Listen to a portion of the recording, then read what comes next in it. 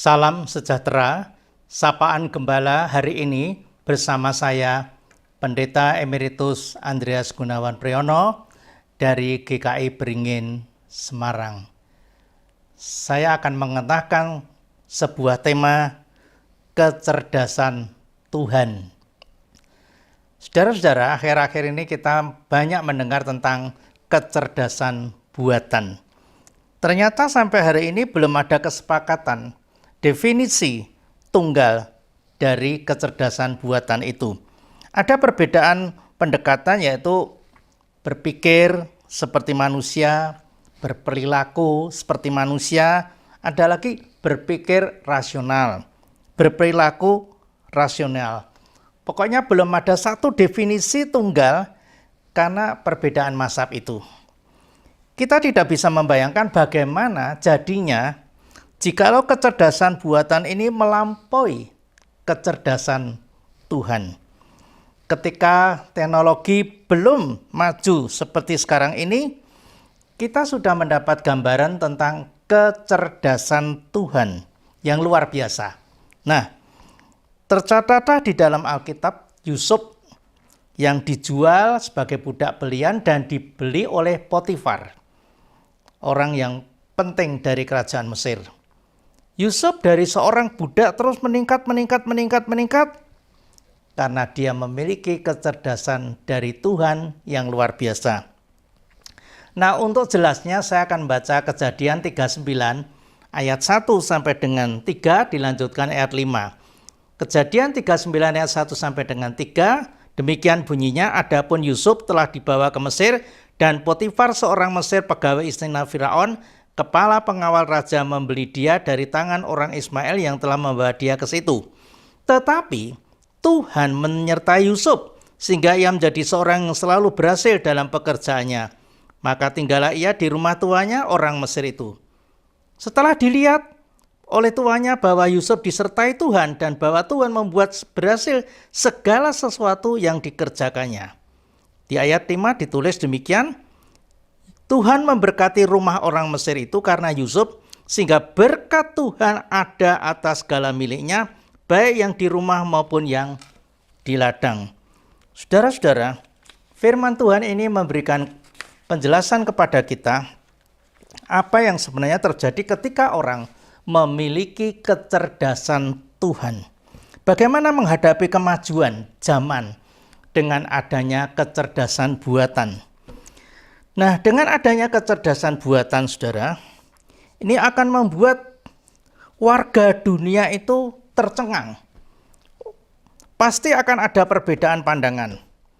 Ada yang takut, ada yang khawatir, ada yang fun, ada juga yang berharap banyak dari kecerdasan buatan ini. Kecerdasan buatan akan menjadi baik kalau kita bersyukur.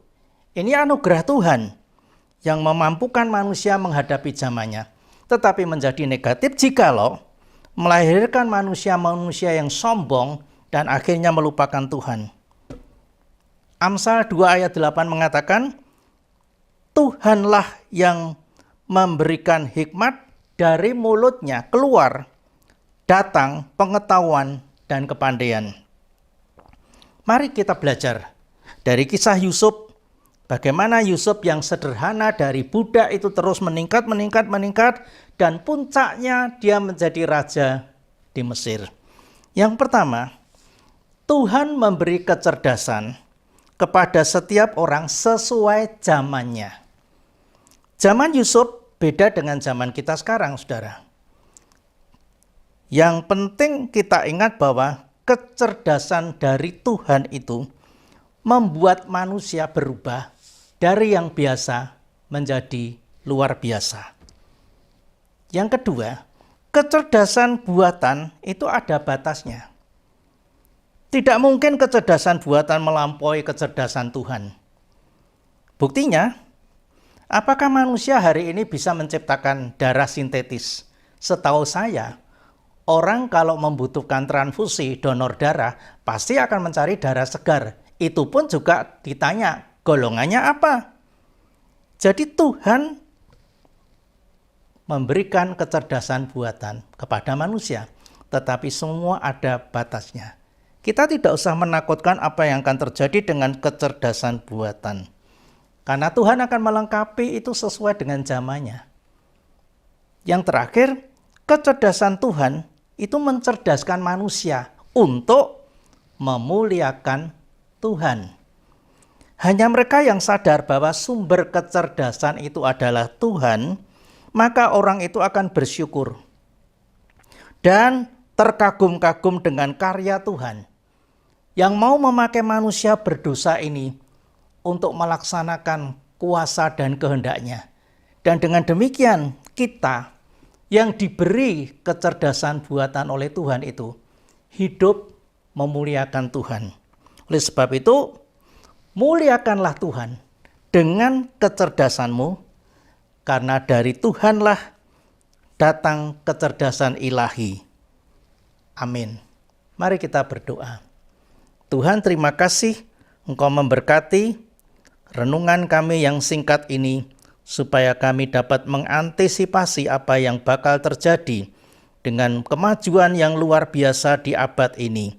Kami percaya hanya kecerdasan Tuhanlah yang tetap akan ada selama-lamanya. Dalam nama Tuhan Yesus kami berdoa. Amin.